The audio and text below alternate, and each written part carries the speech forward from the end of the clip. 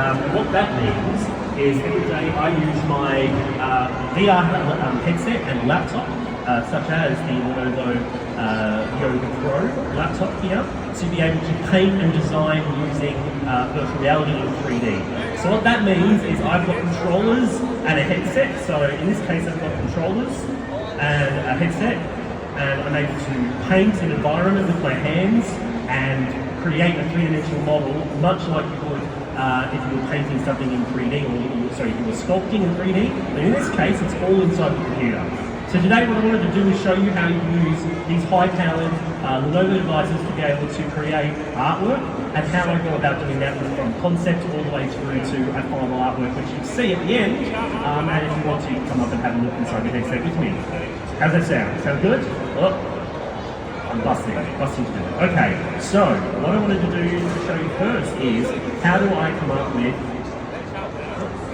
a concept. Okay, and that all starts obviously with the technology. Nowadays, what we can do with this technology is we're enabled to create elaborate designs in 3D instantaneously with virtual reality. And virtual reality is really exciting because it's instantaneous. It is a real-time rendering engine, which means that it happens as I'm doing it. So instead of a game or a movie where you're watching something and everything is pre-rendered, in this case what you have is like a video game. Everything happens that when you see it for the first time, it's rendering it instantaneously.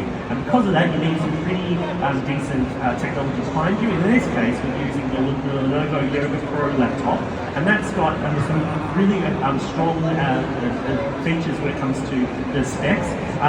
A VR laptop, or a laptop that's VR ready, isn't always just any laptop. A VR ready laptop is a laptop that has a mixture of memory, of speed and processing, and also graphics. So in this case, we've got a couple of really important things that the Lenovo Yoga Pro laptops have. One, they have a really fast processor, so that's the 13th generation of the Intel Core processors, and it's an i9, the one that I'm using today.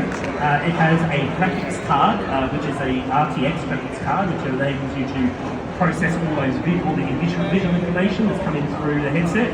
And then you've also got a really good amount of RAM, 32 gigs of RAM, and then of course the screen is nice and bright, so you can see what you've done while you're doing it, or you can show your friends on a 3K screen, 3.2K screen. And then most importantly, one of the most miraculous things about this technology is that it all fits now into a laptop. So these new laptops are able to do all the processing in the small form factor, and you're able to travel with it. I brought mine all the way up from London yesterday, and we've been working on it ever since, and that was something that was only possible through the medium of a much bigger laptop, and nowadays you can do it on a much smaller form factor. So, like I was saying before, a mood board is the first place I start when I come up with a concept. It's always hard to come up with a visual concept without knowing what sort of artwork you might be painting, what ideas, what colours, what textures. And in this case, we started with a mood board with a magical or a mystical garden with some Japanese influence. So in this case, we've got lilies, we've got flowers, we've got trees, we've got some Japanese architectural elements, and all of these elements come together to be able to form the start of an idea through the mood board. From there, I also thought it would be really good to come up with a visual concept or try some visual ideas. And in this case, we use artificial intelligence to take that mood board and put it together through the machine and spit out an image. And I think this is a really good inspirational sort of image to start working on. So that's my visual concept. And then finally, what I wanted to show you now is how I use a tool called OpenBrush in virtual reality to be able to take the mood board and the ideas that I have and mix that with the visual concept, and then create that in 3D. Now, if you've never used virtual reality before, what's really good about virtual reality is that you're inside the computer and your head is the camera. So what happens from there is we're going to start up virtual reality, and I'll show you how this all works.